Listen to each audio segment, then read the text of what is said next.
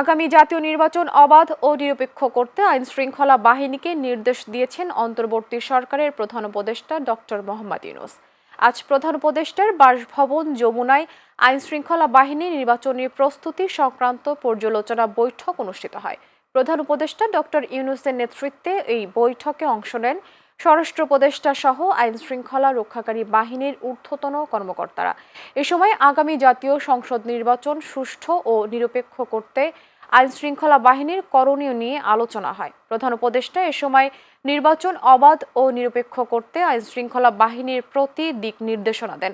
এদিকে সভা শেষে প্রধান উপদেষ্টার প্রেস সচিব শফিকুল আলম জানান, নির্বাচনে স্ট্রাইকিং ফোর্স হিসেবে থাকবে 60,000 সেনা সদস্য আর 1.5 লাখ পুলিশকে দেয়া হবে ট্রেনিং।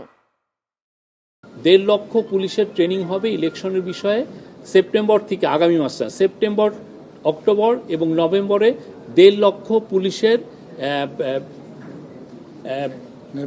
নির্বাচন বিষয়ে তাদেরকে ট্রেনিং দেওয়া হবে। তারপরে ইলেকশনকে সামনে রেখে আপনারা জানেন যে প্রচুর ডিসইনফরমেশন অলরেডি সার্কুলেট শুরু হয়েছে, সামনে এইটা আরও ইন্টেন্সিফাই করবে। তো এইটাকে সামনে রেখে ন্যাশনাল ইনফরমেশন একটা সেন্টার, যেখানে আমরা খুব দ্রুততার সাথে এই ডিসইনফরমেশনগুলোকে আমরা ডিবাঙ্ক করতে পারবো, সেইটার একটা ক্রিয়েট করার চিন্তাভাবনা হচ্ছে এবং এইটা নিয়ে অনেক বিশদ আলোচনা হয়েছে।